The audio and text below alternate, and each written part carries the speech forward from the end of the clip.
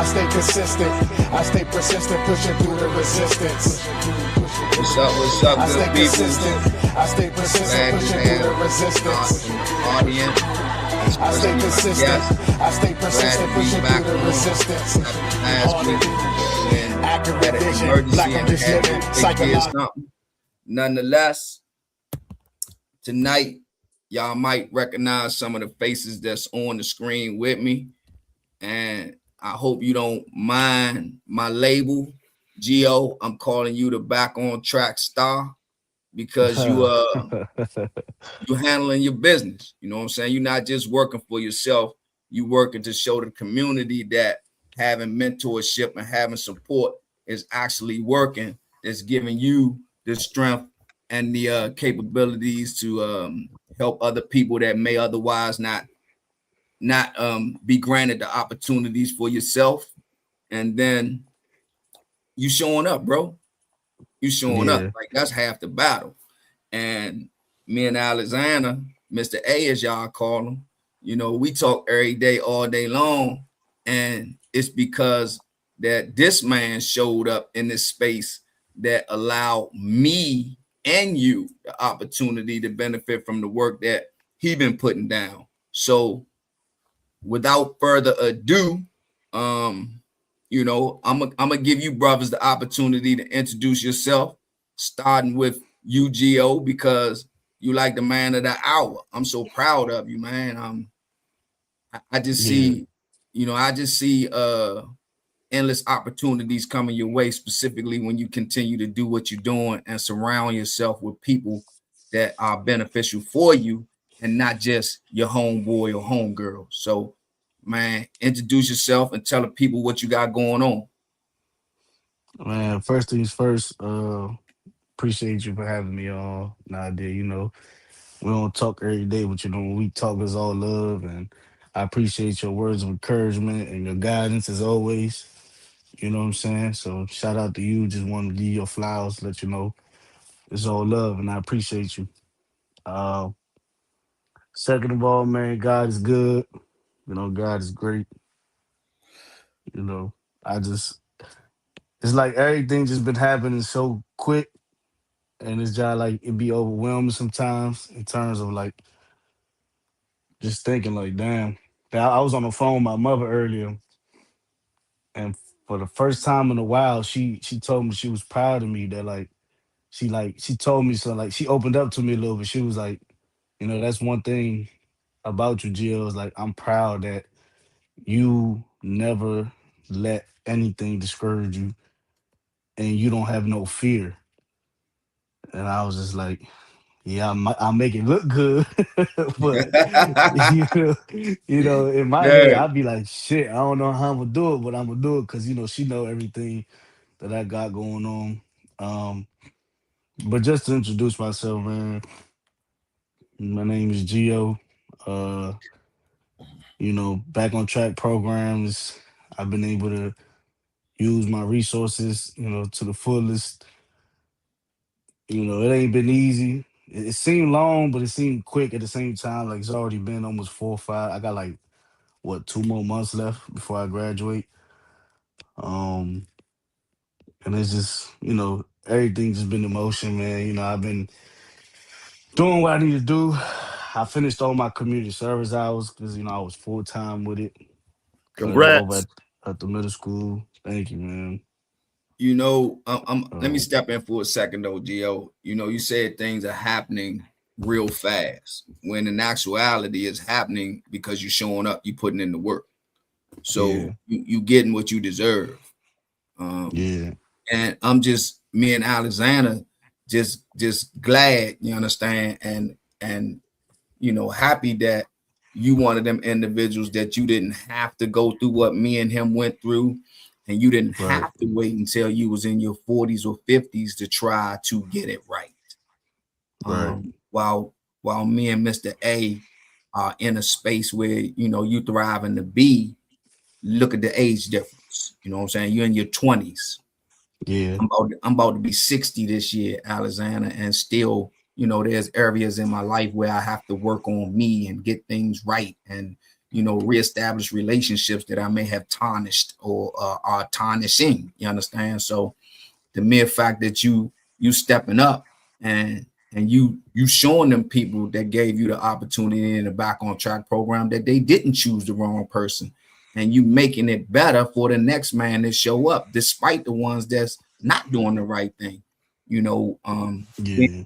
company of Alexander and some of the state's attorneys, when he mentioned your name, they clapping you up even when you're not there.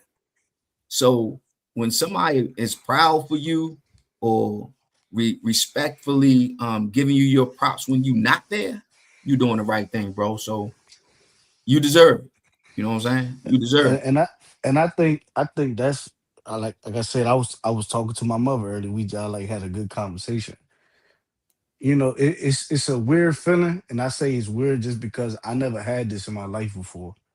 I never had stand up, genuine, good people around me actually trying to see me grow and become, a real live, contribute something positive to society, like, and really, put me, school me and just show me the right way, like, to show me that it's even possible, like, and then like you say like when I'm not at the course and they still, they applaud me when I'm not there, like, I never had that before.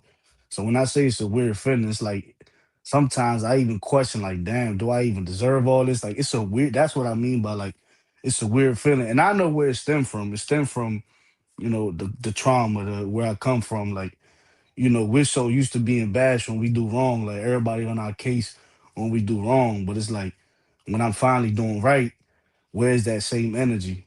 You know what I'm saying? So, Right. but trust me, I know, like, if there's anybody in my corner, and shout out to my guy, I can never forget him. But Mr. A, like, I can say, like, I haven't had like a real live mentor in a long time. Like, somebody real live take me under his wing and show me things, how to do things the right way.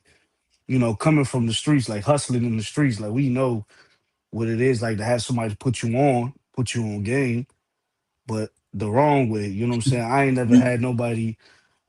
you Uh, mean actually put you in position to go to jail? That's what they right. doing. You know what I'm saying? I ain't never had nobody say like, nah, like, we about to roll out and go legit. Like, let me show you. It's ways out here to go legit, and you know, I just thank God for Mr. A. I thank God for to be honest, with the Back on Track program, and I even me being arrested, like, we wouldn't be here talking if it wasn't for that moment. At first, nothing made sense. I'm just like, damn, here I go, getting caught up again. I'm bullshitting. My bad. I don't mean to curse. I don't know if I can curse or not, but like, I'm just like, I don't know where these roads gonna lead to, and it's just, I'm just here, man. I'm blessed. I'm very blessed. Mr. A, he put me on to, an opportunity that I know for a fact is about to change my life within the next couple months. Um, if you want me, I could talk a little bit about that. Yes, sir. Yes, sir. Definitely. I want the public to understand that here's a young man that's putting in the work. He's showing up. You stepping out of your comfort zone. Right. A couple of weeks ago when we had went to the organization Elevating Wellness, they saw something in you. So, tell the people about what that meeting was like and where it's leading you to and how it's being a benefit to you and for you. Yeah. So, I mean, we started just at the meeting. It was more of like a meet and greet, and we thought we was just, getting to know one another, getting acquainted. And I think just we all got hit with a surprise by the end of the meeting. I basically got offered a position, off rip. They offered me somewhere to stay. They offered me, a position with the company as well. Um, and yeah, Elevated Wellness Clinic is the clinical side of things. I'm gonna be starting off with the nonprofit side, you know, just because I'm still in the program, still in the Back on Track program. But as soon as I graduate from them on June and start the expungement record, I can start the peer recovery specialist side of things. Um, so that's what I'm working on now. But until then, I'll be with Project Success. and I'll be, I'll be a housing coordinator, in a peer recovery apprentice at the moment, because I ain't gonna have the official title yet. Hey, look, I'm not laughing at you. I'm laughing with you, bro, because for you to go from somebody that can literally say 6-7 months ago didn't even have an idea of what Man, what? the end game was gonna be like, where you Right, was gonna be in 2026, right, getting arrested, thinking like, wow, you know, I'm about to be looking at some time. Now you didn't turn that joint 360 degrees around to say, now I'm looking at a brighter future, and I ain't even had to go to jail like other people that I know to sit in jail and hear the jail stories and see jokers that talked about what they used to have, and be on the phone sweating somebody about money or pictures. You ain't had to do none of that. right. They just kind of tap you on the hand and say, okay, this is what could happen. We're gonna give you a chance to show us whether or not you worthy of us giving you a second chance. And you blowing it out the water, bro. You blowing it out the water. And to piggyback on what you were saying about the meeting presented me with some options as well. Now, I haven't locked mine in like you have, but I intend to, because they also offered me a position where as though I can get my certified peer certificate as well as work towards getting my forensic, since I'm already doing the work anyway. And Right. all of that's based on our relationship with Mr. A. So, Mr. A, would you kindly come in Mm. and reintroduce yourself to the peoples and let them know what it is that you do, why you do it, and where it's taking you, bro? Make sure you tell Man, them the why too. We need to hear the why, man. Because remember, that was one of the first things I asked you. Remember, Mr. A was on the phone. I'm like, why, bro? I'm like, yes, sir. what's in it for you, man? Like, just keep it G, man. Why? Why try to help a brother out, man? Tell me. So y'all can take my place. You know, because I'm moving. You know what I mean? Not that I'm retiring or anything else, but there's not enough of us. I'm taught to reproduce myself, but not just to reproduce myself, to be exactly like me, but to reproduce myself and give you that chance, whereas you can be your greatest self. I get my thing off by when I see you do great things. I never want anybody to carbon copy. I just want to be able to give you the tools, the answers, and the things that I see in you, because we all got a different crowd that we can go to be successful. And I understand that I win when you win. I'm not in competition. And that's one of the things we got to learn, that we're not in competition with each other. I'm Alexander. I work with the state's attorney's office dealing with truancy. My first day officially will be April 6th, which is Monday. I'm amped about that. Yes, sir. Uh, Yes, sir. Big ups to that. appreciate it. He didn't But even Hold up, tell hold me up, hold that. up, hold up. So Hey, that's a bro. special announcement. He tried to slide that in there. He didn't Hey, even hey, tell hey, bro. nobody. Yeah, right, right. We Wow. caught that. We caught that. Yeah, Man, hold on. We tell them can't people downplay where that. you gonna be working at again. Tell them where Oh you gonna my be working at. God. with the state attorney's office dealing with the truancy, the RISE Hey, program. look, I got the gavel in my hand right here. Oh, that's Come big. on, Man, man. that's big. Hey, Mr. AC, I Uh, don't think people don't understand. Like, you got, like, who you is being and a where you returning came from, your citizen, story. Like, you know, being a returning citizen and being blessed that we are up under state's attorney, Miss Jackson. Bruh, she's a very awesome lady. A lot of people don't know how awesome she really is. She about her business. You know, she literally shows what she does. She ain't about that talk. She's not always flashy or any of that. She's not flashy at all, actually. She's really a humble lady, a very nice lady. And, you know, she holds you to be a blessing. Let me put it that way. She holds you to be a blessing. And what I mean by that is she holds everybody accountable, even herself. You know, she even holds herself more accountable than anybody else because she always wants to make the right decision, which is hard in her position. I wouldn't want that job. And she allowed me to be accountable for myself, to be in this position, to be able to trust me as a returning citizen is man, says something on another level. And for her to allow me to continue to redeem myself through hard work and service. You know what I mean? That's on another level. And so that's why I know that I've been blessed in regards to that. And for her to be able to put me in the program, whereas she trusts me with children, bro, to change children's lives, not just back on track, not just with the reentry, you know, because I think about the work we do. Because Gio, you've been with me, and Nadia's getting ready to come and dealing with the school we go to. You know what I mean? And you know firsthand that we got it jumping. Mm-hmm. You know, since you last been there, I think we got like 15 students now. Mm. And so as That's we prepare to get our whole thing together and get ready for next year, it's going to be potent. They just asked me to speak at the they showed the movie Just Mercy. And I'm gonna be speaking to the students then. So you're gonna be coming. Nadia probably be coming, so we can be at the school again. You know, bro, all you gotta do is tell me date and time. April 21st, I believe. April 21st? Yes, sir. I'm writing it down right now. Yeah, I believe it's April 21st. I'm You waiting can for a fill me confirmation. in with the rest of the information when we get off.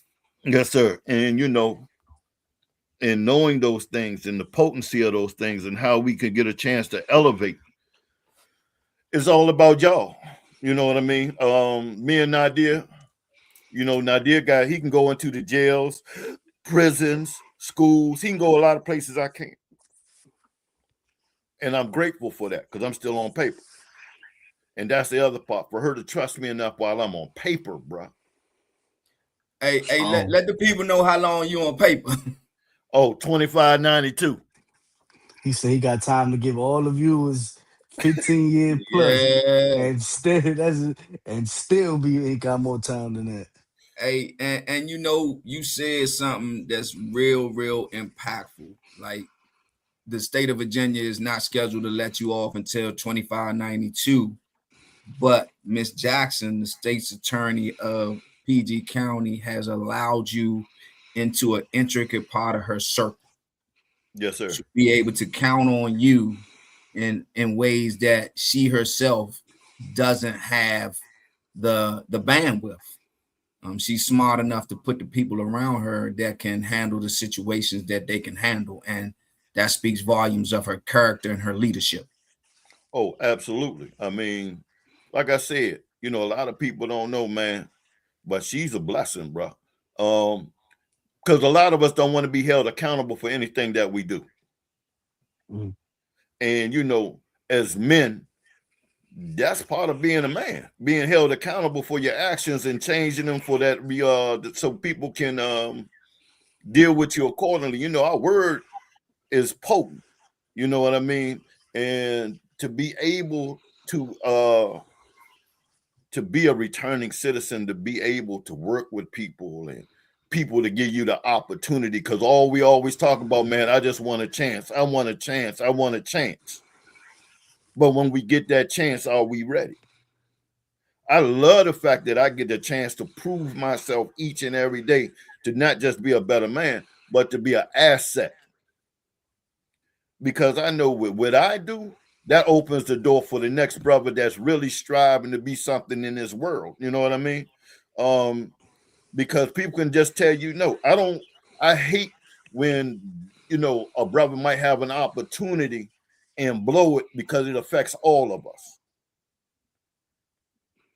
And I tell brothers, man, be careful on what you put your word on, what you do, how you show up. Because, man, the world don't look favorably on a dude that's coming home. We coming home from murder cases, drug cases, all of those things. We was the worst society had to offer. And to be able to have an opportunity to show our redemptive value in not just community service, but servicing the community, that makes a difference in this world, man. Right. You know, to be able to speak at the national conferences that I've had spoken at, you know what I mean? To be able to be on the that program that they had in Las Vegas that we was on, Nadia. You just don't get those things. You don't get to meet the people that are power players because you know, you on some other stuff, man. It's all about integrity, consistency, character, all of those things that make a difference so you can help the next man. And, you know, and I understand that. That's why when a brother is, you know, that diamond in the rough, because I know how rough I was. You know what I mean? That's what it's all about. That's my why. So I can help other brothers that really been fighting, scratching, and clawing to be put in a situation that they ready for. You know, because Gio, you got such a man. I don't know where you going. And it's not for me to know. It's for me to open the door for you so you can show your gifts and talents. Same thing with Nadia. I don't know who Nadia going to touch. I just know Nadia got a lot of ability. And, you know, to be able to help him with this part and him to help me with my part and you as well to help me, I mean, I'm winning. For real. Because you can't do this thing by yourself. You got to build a team and be a teammate. And that's what I think. And that's why people talk about what do I need to do to come home? Because when I go to the second chance courts and when I go to the JRA courts and I'm looking at dudes and dudes are not cutting it, and I'm like, bro, what are you doing? And I talk to the family members or something to that effect, and I say, man, you can't have 15, 16 charges in the last 10 years. Prison hard. Slim, I was in prison for 26 years. Who you telling? Right. But you expect, you know, and people say everybody's supposed to come home. That's not the case. Everybody is not supposed to come home. And I know some people say, man, that's cold-blooded. But I was a monster. And so I know other monsters.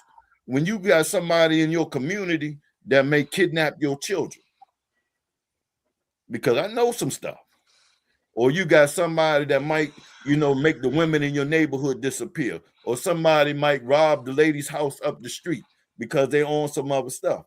You know, we don't think about that part because we're not looking at it from the part of what Slim doing as far as his redemptive value while he is locked up. Is he holding himself accountable or herself accountable to come back out here to make a difference? Because Dr. Queen, you haven't met Dr. Queen, Gio, but Dr. Queen said in the Redeemed and Restored program, it's going to be the returning citizen who changes his community. I'm changing my community as best I know how, bro. You know what I mean? I didn't want to die nobody. I want to die somebody. I want to die where people say at my joint and they say, man, Alexander was a hell of a dude. A lot of people can't say that. I don't want the pastor to be lying. I don't want my wife to be crying and being like, oh man, he had potential. He could have lived up to it. I don't want dudes that I'm cool with saying, yeah, Slim, just do it all the way. Because they're going to tell the truth. And I don't want the dudes that Obama's saying that, man, I'm glad he did. You know what I mean? I want my life to have value, bro. I love it when somebody's mother come to me and says, thank you for helping my son become a man. And that's why I say my favorite book is A Lesson Before Dying by Ernest Gaines. Man, that's my favorite book because I know my role. My role is in that book. Your role is in that book when you're on this path. So if you listen to it, because, you know, I tell people listen to a book quick. that book, Lesson Before Dying by Ernest Gaines. If you want to understand Alexander, read that book. And then you'll understand why I got so many books. You know, bruh. Go ahead, Gio. Go ahead. Now, I just wanted to ask him a question, just for I think it'd be good for the people to hear this too. Everything that you've been through so far, like up to this point in your life, Mr. A, and a lot, you could have made any excuse to crash out and not care about what your legacy gonna be when it's all said and done. What made you want your legacy to mean something? And what was your thought process when you came home? Like, nah, I need to do something. What was your purpose? Why did you feel like that's what you wanted to, instead of crashing out, instead of going back to, relapsing and going back to what caused you to go to prison to begin with every excuse, with everything going on in today's world that gave you every chance to do so? What made you choose the other way? Because I failed myself. I failed myself. I robbed myself. I cheated myself. I never had to go to prison. I never had to go to prison. I chose to go to prison because I had gave up. And this is what I mean. When I was at Roosevelt, I was a ball player, bro. I was a ball player for real. I could have went DV1. I had shoe boxes full of letters. I had a full scholarship at Penn State, and I just didn't want to go to school. Not only that, I had paperwork coming from all over. I didn't make the ACC, but I blew a lot of opportunities. And then when I transferred to Anacostia, man, I was being recruited by UNLV when Jerry Tarkanian was there. They had just won the championship the year before. I had a jumper that was nice. And I could jump. So I threw away a lot of golden opportunities. I didn't have to go to prison, but I wanted to be a street dude. I came up to a single family house, but basketball was my route out. I punked out on myself. And so when I look at that, and then I looked at all of that other stuff that I was doing, I wasn't proving nothing to me. I was proving it to dudes that weren't even worthy of me being in the company of. And then when you sit in prison and you look at those things, man, and you say to yourself, damn, do I really want to die here? Because I don't watch dudes die. I done seen so much, and you fighting and struggling to keep your mental psyche together because you know you can't go to the therapist in there because everything goes to the people. And then they're going to put you on some medication you ain't going to bounce back off of. So go through all of that, and then to be able to grow as an individual and say, you know what, I'm tired. I'm tired of living like this. And then your brain, my brain is so active, like y'all already know. I wasn't trying to die in that junk, man. Hey, Alexander. Nobody. When I, and I'm sure Gio and the guests hear you speak, I just hear accountability screaming through. I hear that the second chance that you was given is working, it's beneficial, turning your lived experiences into leadership. Nobody can question that. My story resonates to yours as well, because I didn't have to go through what I went through. I actually had two working adults in my home, but because of the changing times, and I think that's where a lot of the kids get misled, or I don't want to say tricked, but all parents aren't qualified to be parents just because they had children. I'm guilty of that myself, because my first daughter was born when I was I don't even think, put it this way, her mother got pregnant before the ink was dry on my high school diploma. I wasn't ready.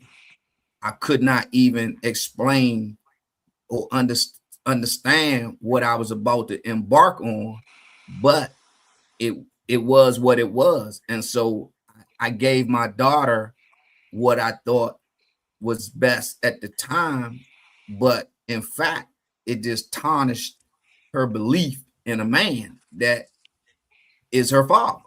So she about to be 40 this month, and I'm still trying to pick up those pieces and rebuild a relationship that I lost when I got incarcerated.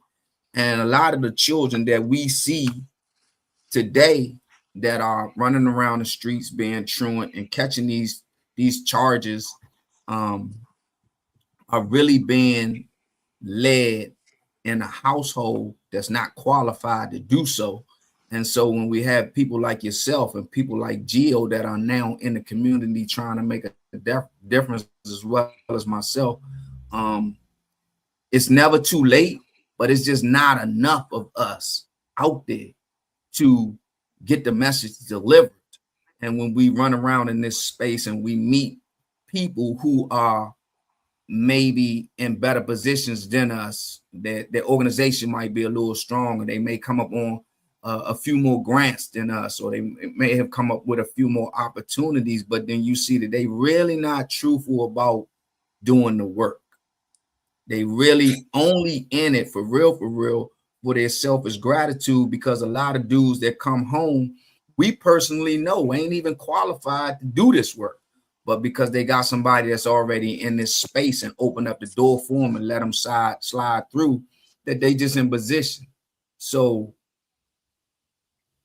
I talk to you about people that I meet in this space, and you talk to me about people you meet. And Gio, it's gonna happen to you as well. You know, you gonna meet somebody. I was just about to say it. I was waiting for you to finish.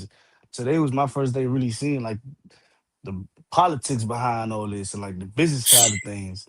We went Yeah, up to I can't, the name is I forget the name. I'm gonna get the name in like 2 seconds. But we went to go see a clinic today, and the outreach coordinator, was with us, and just hearing the business side of things, it was like I get exactly what you're saying. Like, yeah, I yeah. get meeting them Like, characters, meeting them, yeah. like we and we got of course the CEO of CPAC in the background with his ear to the microphone, prior come in whenever he feel like it, because he just got that type of strength. But that man been in the business 20 plus years, him and his wife, and I commend them for staying around so long, because as the times are changing, so are the people. The younger people are committing more lethal crimes today, and we can't even say, well, he was a little child or she was a little child and they don't know any better, because that's not the truth. Because as soon as they born, we putting phones and tablets in their hands, so they seeing stuff that we wasn't even privy to see at our age. But it's happening so rapidly that I just think that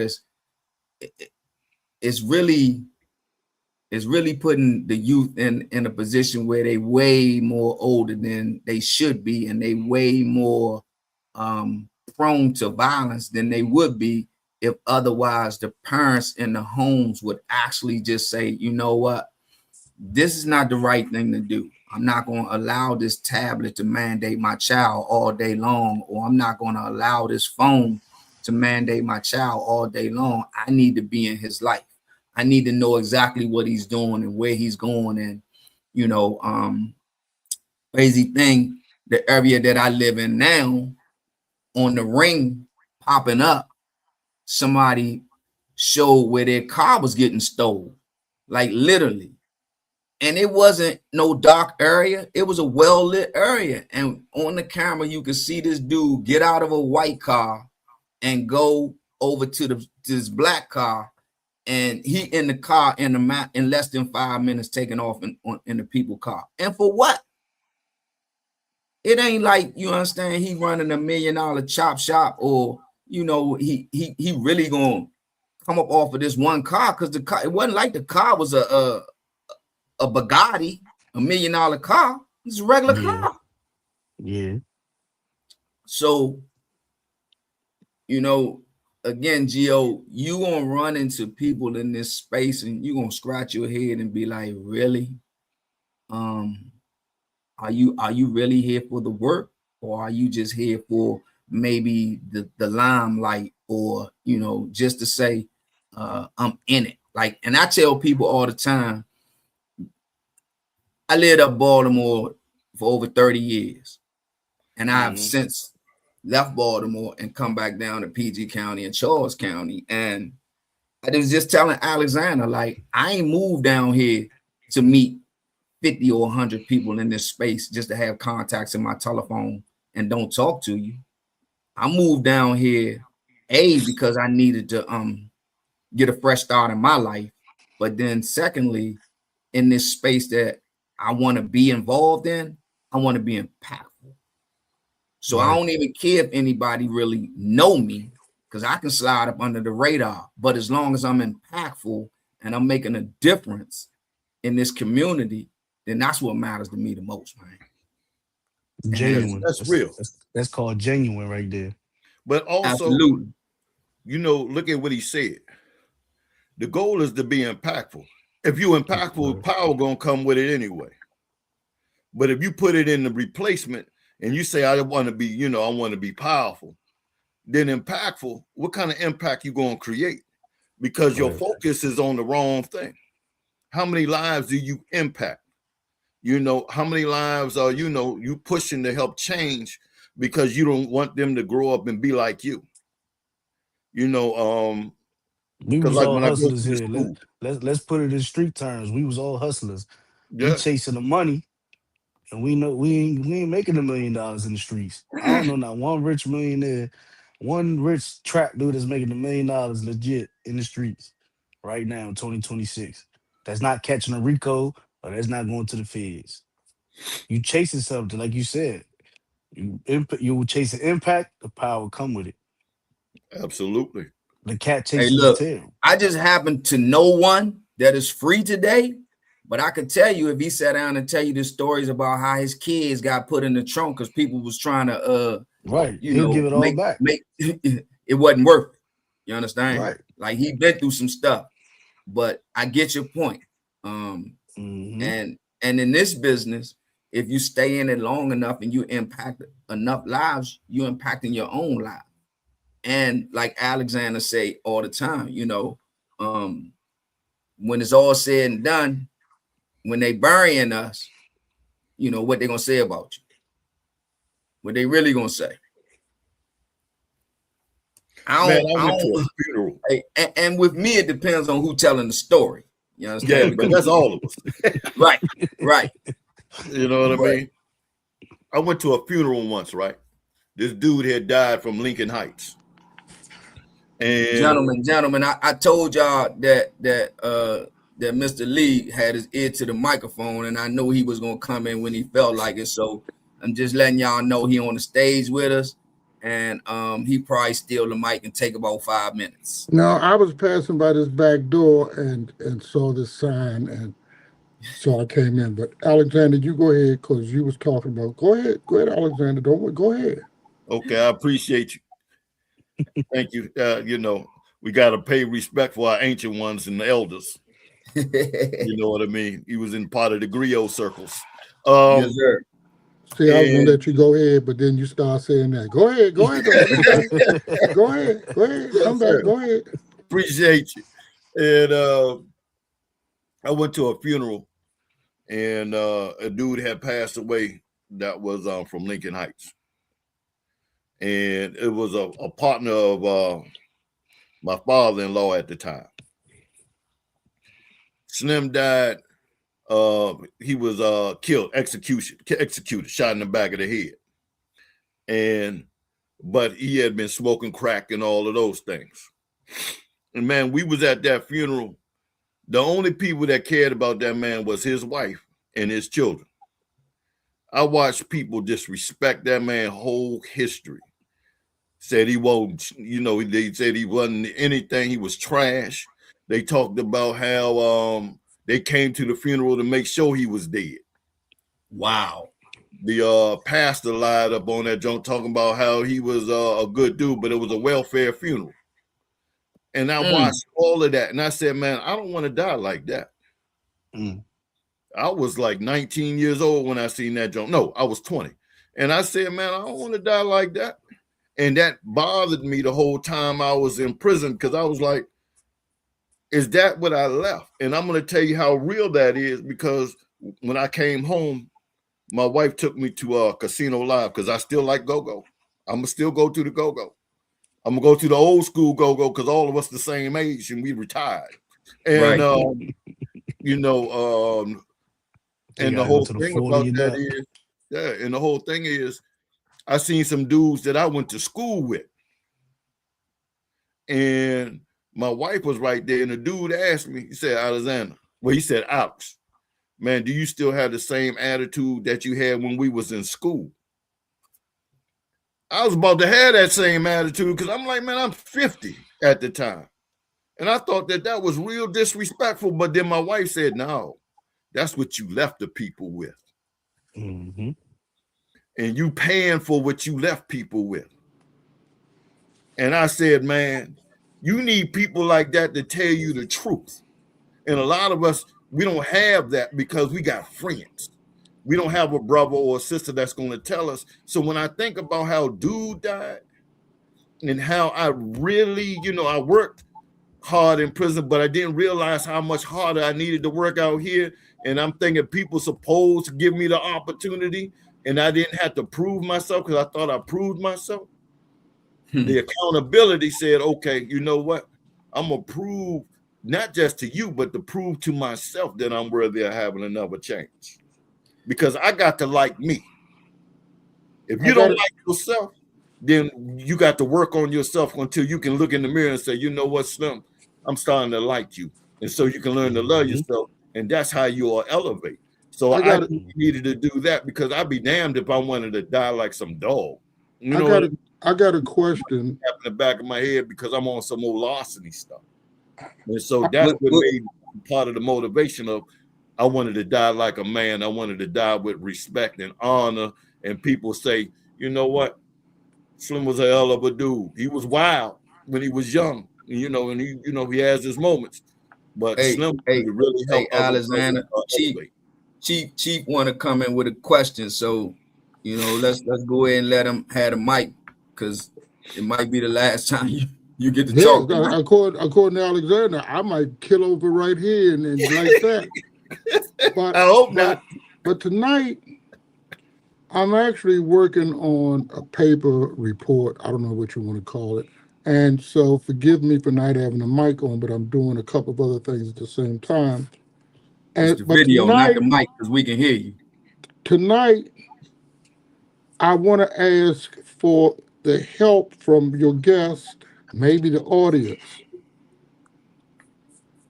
A question that's being asked, and Gio, you the youngest one, so have a seat. The question that I'm being asked is, what or how,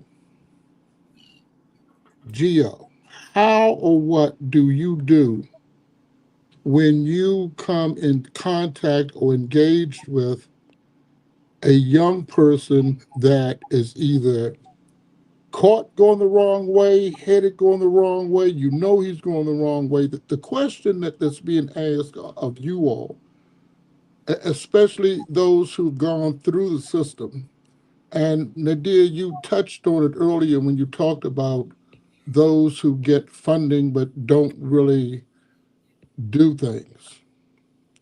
And that question is coming up more and more. The question that was asked today was, well, what do your people do differently? How do you all engage the young people, and what do you do that you think, you believe, is instrumental in helping them to at least consider turning around? And if they do consider turning around, how do you keep that momentum up? Now, I listen to you all whenever I can, and I always hear about what you know is wrong. I always listen to you all talk about what did not go so right. And God knows I hear about the time that you spent behind the wall. On that note, I'd like to say to all of you, leave that in your past. But we get back to that later because I know that's easier said than done. Gio, what will you do? How will you do it? What do I put on paper that says this is what he does to help this young person turn around and stay turned around? Now, it may sound like a broad question, but it's not, because I have to believe that in your psyche, in your mind, you have an idea of what you're going to say, even though they're different. Everybody you indicate you meet is different, but your story to some degree is the same because your story can't change with everybody you meet. You have to give them the experience you have. Jill, what do you do? What do you say? Just walk through. You all talked about car theft. I worked auto theft for almost 6 years. I will tell you right now, probably 9 out of 10 of those that we caught, they stole the car because it was there. You had some who stole the car because it was cold and they didn't feel like walking to school.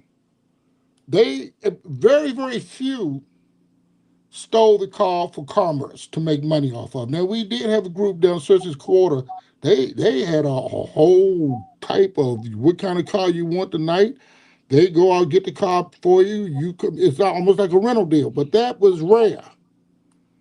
Gio, you run across somebody you know. Tonight he's going out to steal a car. That's what he does. Now, did you hang up on everybody? No, I'm still here. Oh, I don't know what happened to everybody. Okay. Gio, what would you do? Now remember, help me. I need to put something on paper. Alexander, I'm gonna get to you before you croak. Gio, what would you do and how would you go about doing it? And then how do you figure out follow-up? I know Right, the things I said to this young boy this 5 minutes ain't gonna change his life. What's the right. next step? Talk to me. So we talking specifically the car theft, or we talk about just in general? No, Because just I in know, it, just in general, because the truth is this. That's why I said your experience and your story is not going to change. Whether it's right. car theft, whether somebody going to rob somebody, what would you tell them based on the experience and your need to want to help them? What would you tell them? So I've been blessed for like about the past 3, 4 months to be able to be in the field working with these ranging from 11 to 18-year olds. Um, but I specifically with my middle school kids, at that point their brains still ain't even fully developed, and I know they're the that, most. Gio. I'm asking you, what do you? We know that the average human being does not really begin to mature until they're 22, 23 years old. Right. Again, some things are standard. What do you tell the 12-year-old, the 15-year-old, the 17-year-old? Because you don't have a story for each age group. What do you Right. tell them? See, that's the thing. It's not me telling them. It's more of a conversation and giving them hope. Okay, so what would Um, that conversation sound like? giving them something to look forward to. We always. This the thing. We be so quick to reprimand and get on them when they're doing wrong. So I like to come in as the big brother that's reassuring them and affirming them and telling them that they don't got to be a statistic, and they can be great. They can do all these things. Because I remember being the 12, 13-year old not going down the wrong path. But Gio, let me intercept because I know your story, and this is what Right. I often tell my staff. I'm not talking about you. You I asked me, know you. but you asked me the conversation that I'm having with these kids, and I'm telling you, this is the conversation that I'm having, word for word. Like Okay, go I'll ahead. tell them Okay, I'll tell them my story and allow them to understand that I can relate, and then I will proceed to showing them because I'm also a walking testimony now. Like with the proper guidance, like it's a whole nother lifestyle out there. So when I say give them hope, you know, I know I got kids. I was dealing with students that was bringing his guns to school at 12 years old, and I was able to get him to one never do it again, How? and by having these conversations that I'm telling you, And like, listen now. This is a, and I'll tell you all because it kind of goes back to something you all were talking about. Everybody, not everybody, but many people are putting emphasis on what we call the returning citizen. And the question is, what is the returning citizen bringing to the table? See, Nadia, when you talked about funding and grants, and then you all talked some about politics and politicians. Well, let me be the first one to tell you. A politician is somebody who must talk a good game. If he can't talk a good game, he ain't a politician. Okay? So this same politician is asking, you want funding and you want to employ, bring on staff, return citizens. But what are they going to bring to the table versus, and Alexander, well, when I get around to you, y'all don't understand something. They compare you to those who have not been incarcerated. but they can't. That's the thing. Well, but listen to what I'm saying to you. I'm not telling you they're right. I'm just telling you what they do. Remember, when we talked about the politicians, because you have politicians who believe that the story our young people need to hear are stories of simple, all-time success. You have one in particular who says he fears that too many times our young people get the impression you can get into trouble, you can get locked up. And if that happens when you come out, there'll be help waiting for you.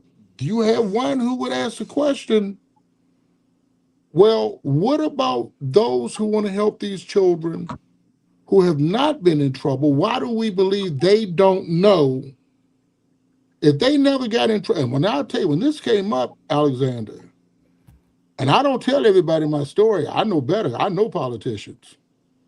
But Alexander, there were some of us, you and I ain't that far apart. I grew up in the district. Just by the grace of God that I did not end up in Lawton. You understand what I'm saying? I ain't had no silver spoon and didn't walk no straight line. You follow me? And so when I'm hearing this, I too, Jill, can tell a story. But my story would be, and this is what they're saying. My story would be, let me tell you how I did not get into trouble. Let me tell you what I did. And I do tell this story to my young children just quickly. You know, I don't know what y'all know about DC in 1960, 1970, but your destiny was either Lawton or the cemetery. It wasn't a whole lot of gray area there. Okay. And I had 3 sisters and a brother, and a father. I sometimes wonder if he even knew our name. Okay. So I know it ain't about single family. It ain't about a 2-family family. It's more about the family on the street. See, my older sister could tell me, listen, I don't want you hanging with that boy. And I said, yeah, I'm not going to hang with him. But when I go out in the street, ain't nobody else to hang with but them. Because if I don't hang with them, they look at me as being against them. Watch your clock, Chief. And so the short end of it is this, and I hope you pick this back up again. We know we need you all because you have the other story to be told, but it is the other story. I don't discount it at all because our children need to hear it. But this woman, she says, well, do the children look at them as being losers? No. Now the people I meet with and have to talk to, you all don't have any idea of what is said behind closed doors. Chief, Go ahead, Chief. Alexander. I think Alexander has a up close and personal accountability of what's saying behind closed doors, Chief, because he's working in the SA's office. Okay. When I'm dealing with one, real quick, when I'm dealing with those parents that see that, okay, one, IG, Nadir, run it over for 15 minutes. Go ahead, Alexander. okay. When I'm dealing with those types of parents, because we're dealing with the truancy and we're dealing with children that are on the cusp of getting locked up or something to that effect, and we're dealing with those parents. Same thing with the Back on Track court. They say, Mr. A, we don't understand why our babies are so caught up in this trouble.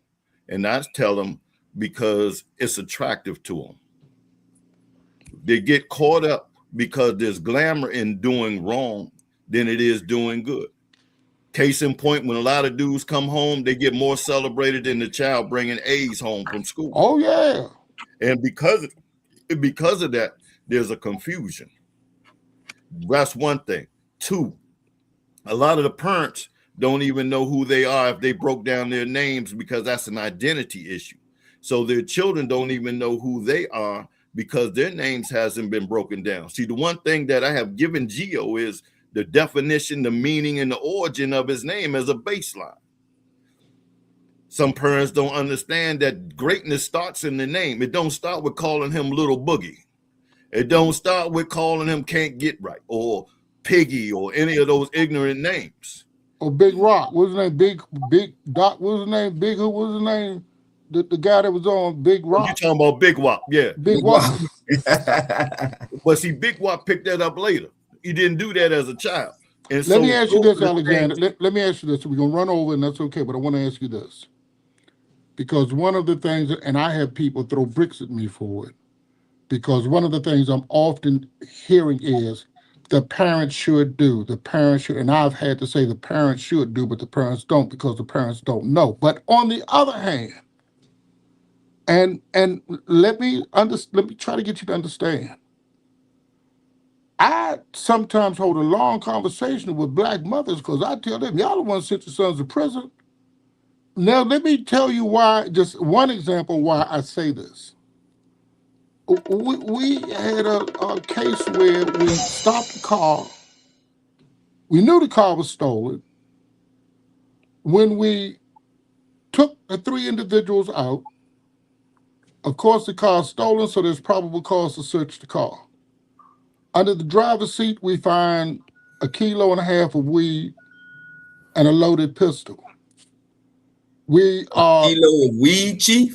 Yeah, I'm sorry, a pound Wrong of weed. terminology. A pound, but then listen, we are right pretty much in front of this young boy's house. His mother comes running out, and what comes out of her mouth is, "Why are you all hassling my son?" We're first telling her, "Ma'am, you have to stand back." "No, I don't. That's my son." "Ma'am, your son is being arrested." "For what?" "He didn't do anything." "Ma'am, we just took a considerable amount of a controlled substance out of the vehicle and a weapon." "Well, it's not his." "But ma'am, your son was driving this stolen car. He didn't know it was stolen." Now, I give you that case study, but I'm telling you, I did juvenile hearings. Alexander, I cannot begin to tell you how many mothers say my son didn't do it. My problem with it is always this. Parents, family members, don't be so quick to say they didn't do it. What I want you to be quick to do is hold them accountable. Too many of our young boys grow up believing mom is going to get me out of it because she's going to say I didn't do it. My mother's going to be there with me come hell or high water. I can't tell you the mothers who've fallen out in court when the evidence was presented that they just simply could not refute. I'm saying to you, Alexander, Gio, these children that you are talking to, You are not the only one talking to them. The peer in the street is not the only one that's talking to them. The family members that you don't see, too often, Alexander, are the problem. I've had it out with a group of mothers. Y'all sit around a kitchen table, drinking scotch, talking nonsense, talking about the police ain't this, the police ain't that. Uncle Bill locked up because the police said he did that. And the 5-year-old is sitting there listening to you. You have made an enemy out of the police in the eyes of that 5-year-old. What you're not saying is that Uncle Willie is locked up because Uncle Willie got caught shooting somebody. What am I saying to you? Are we helping our children by not holding them accountable? Or are we actually sending them into that pipeline by leading them to believe that no matter what happens, Mama's gonna get you out of it. I'm gonna stand there with you. Hey, Chief, let me say something, because I'm almost certain that you're probably guilty of this too. Now, I don't know how many children you have, but I was talking to a brother who does a podcast out in Chicago, and we was having a conversation today. From day one, as parents, we start off lying to our children because we got a holiday coming up on Sunday. We got our children believing that Easter eggs and bunnies go together. We got them believing that somebody else is coming down their chimney to bring them gifts on Christmas and all We of these lied to other them. holidays. Well, you're right. We lied. Well, that's my. And But let me listen, Chief, listen. Now, we lying to the children on one hand, but then we telling them to tell the truth on the other when something goes wrong or something we want to know. So when parents start understanding that they need to be accountable for the kids that they are having, along with the community activists or the organizations that's helping to bring the community together and bring the recidivism rate and the crime rate down, then we can start seeing a change. But as long as we have those parents like you talking about, my mother-in-law, because I'm still married at the moment, my mother-in-law went to jail for doing the same thing that you said that lady did. The police told her to step back. She decided not to, so they locked her up. Oh, yeah. But let me say this, Nadir. And first of all, you really can't talk about the me, and it's not so much because of my profession, but if you talk to one of my children, they would tell you they don't get in trouble because they know if they do, I'm the last person. They ain't never gonna call me. They'll just disappear before they call me and tell me they're in trouble. When we were young, even though Alexander in the city, there was a certain fear that if your daddy or mama didn't whoop your ass, somebody else was gonna get a hold of you. Yeah, but see, that was Them during slavery. communities don't exist no more, though. Yeah, that was during slavery. Well, see, now listen, because Nadir, and this is where I'm getting to the point. I have taken on, and I ask my staff to do the same thing, because Alexander, is sometimes we have to do. Sometimes those of us that are on the street, we have to step into that gap. Sometimes, and this is what GOI was going, sometimes you got to tell that young person, let me tell you, what you hearing at home ain't real. Your mama is not going to be able to help you if you get locked up. Sometimes you got to be the one to do what the deal's talking about. You got to bring the truth to the table. I've had mothers who wanted to draw and quarter me because they said, how dare you tell my son that what I told him was wrong? I said, because ma'am, one, you've never been a man before. You don't know what your son is going through out there. So for you to try to give him the impression that you know is wrong. That's just all out wrong. So, and that gap, if the father is missing, then Joe, maybe you got to step into that gap. Maybe you have to not talk about your experience per se, but you got to let that young boy know this is what you need to be doing. And I understand, and I've heard it before, and you're right. Our young people don't like to be told what they are doing wrong or what they should not do. But I believe in this. Young people believe and need discipline. Sometimes they may not like what you're saying, but if they trust you, they know you're not going to tell them anything that is not so. I'm just saying to you all, and when we talk about your history, I'll try to give you another quick example, and I'm sorry, Nadir, if I'm using up your time. You ain't sorry. I had a volunteer, and she came to Saturday programs every week religiously. Okay? And she would not cut them girls a break. If you came in dressed wrong, the question is, why would you leave home looking like that?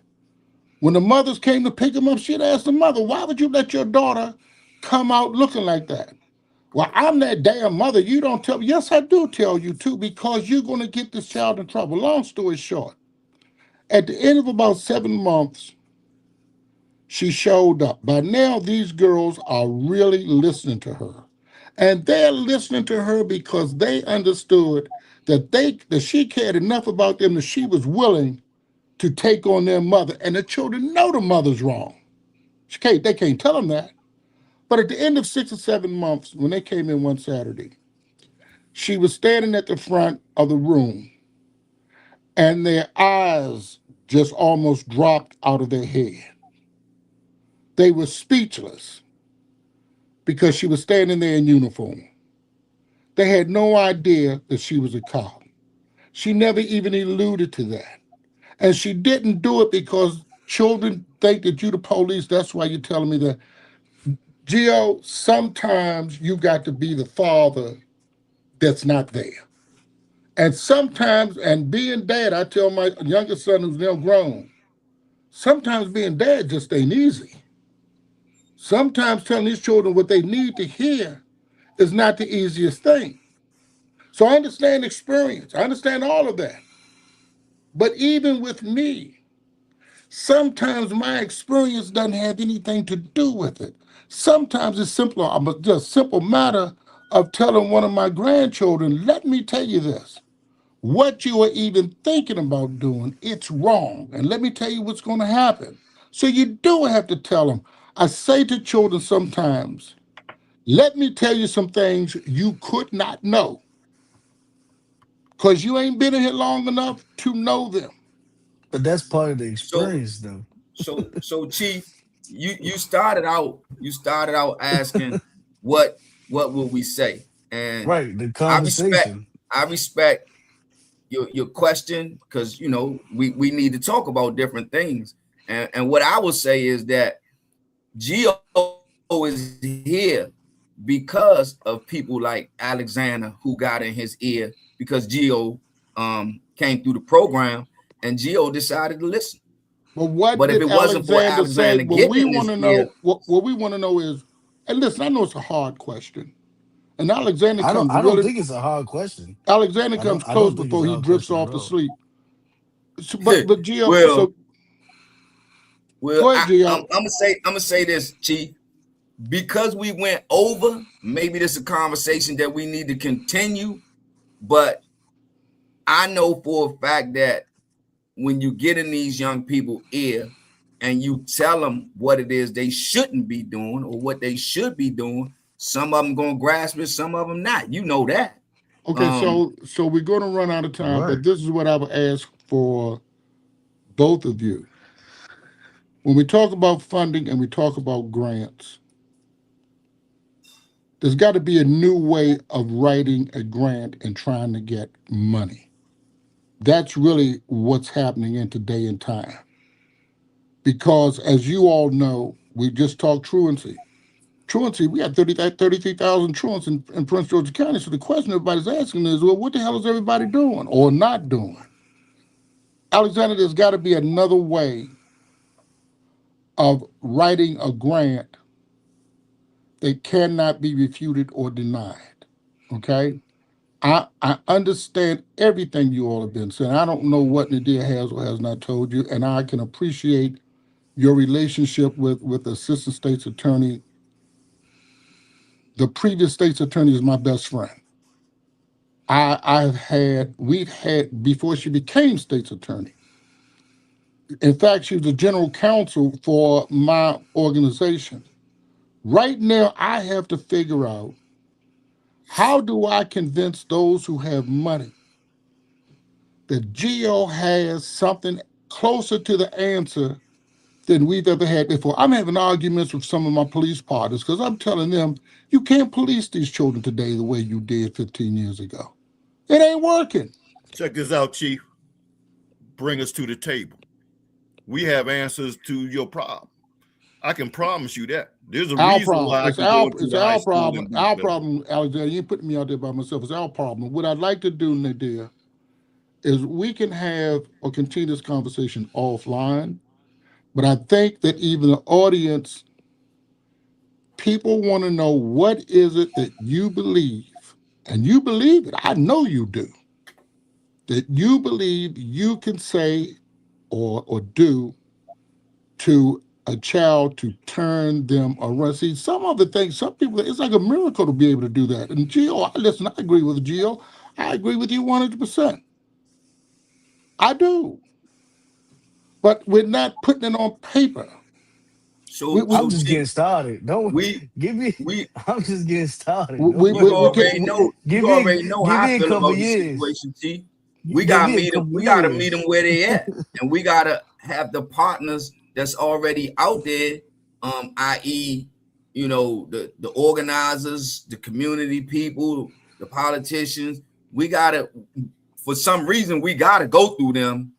Not all the time, but we definitely got to meet them at some point to go through them to get our point across. And meeting them where they are, that's the best way to get to them. That's gonna make them more comfortable than talking about it behind the scenes. Mr. A, you know me, I'm a workhorse. Mr. A know how I give it up, so that's all he had to do. Watch this. I be see, but this what I be talking about though, Mr. A. This what I be talking about. Why I be wanting to just, you know, because I'm all about the work. I'm all about the results. I'm all about the testimonies from the kids. I got kids I can call right now. Mr. Gio, he like changed my life just in the short 3-4 months. One-on-one meetings that we have. Do you document? Come on, man. I'm telling you, like the work is the that ain't nothing, man. You out there with them. But you out there with them, I'm in the field. I know their mindset, and I was one of them kids too. That's the experience part. Somebody that's to the state attorney's office, never been to jail, never was sleeping on the floor, rats running across their forehead. They trying to get money. Moms don't got money for the rent, so now I got to go outside. These is conversations that I can have with the youth that most people in them offices can't. That's the difference, Chief. You know what I'm saying? But like, listen, Gio. Come on, trust me, the work is there. I've said it 1,000 times. Those assistant state attorneys, they was in law school and college. They got no idea of what goes on. But Gio, we surprised on how many grew up in Clifton Terrace. I had some good conversations. You be surprised on how many. I wouldn't be surprised. Let me tell you something. I know. And then to be able to reach the youth for 2026 is a skill. And that's a skill that everybody's not born with or can't learn. That's just something that God has gifted some people to be able to reach these kids. Gio, you got to document. You got to document what it is that you are doing, because you very well may have the answer, but the answer is not helping if you keep it to yourself. You know, Alexander, I'm sure Alexander is doing good work, but Alexander is 70, 80 years old, man. Time is damn near passing him by. You know, he wake up and pray and glad he opened his eyes up. But Gio, you are now what we call on that front line. You know, you're there. Yeah. So listen, Chief, you just stole enough time. We're gonna have to wind this up, and we're gonna have to continue this conversation. As always, lit the fire. I'm glad he came in today. I needed that. He done lit the fire, Mr. A. But that's what I need to do, Gio. I need to light a fire, Gio, but I don't want the fire to go out. You can't let it go out, man. You're not gonna put the fire out, but we about to close down the show because the clock is ticking. That's what y'all black people always do. As soon as things get good, y'all pull the coat and cut us off. That's all y'all always do. Tune in next week. You stole too much time, so we gonna clock out. Nadir, bring this back, because I realized something. Alexander, he either gone to sleep or he got real quiet. Alexander ain't gone to sleep. Alexander working when you think he ain't working. Alexander, you know So what day it is? You know what day it is? audience, I'm glad y'all showed up for us tonight. You know, I knew the microphone strangler was gonna steal some time because that's what he do. Gio, I appreciate you, Alexander. You know, I always got mad respect for you, bro, because you opening up doors for me and you making it happen. You know, we're gonna keep on doing what we do each and every Thursday. We're gonna show up. I appreciate y'all. Man, Shout see out to y'all the on the other turnaround side, table. man. New decisions, That's new an idea. beginnings. I stayed consistent, I stayed persistent, pushing through the resistance, standing on success. The game I learned to finesse, I learned the keys to success. My skills is knowledge, real wealth is knowledge. I didn't go to college. BOP University is pride in individuality, encourage creativity.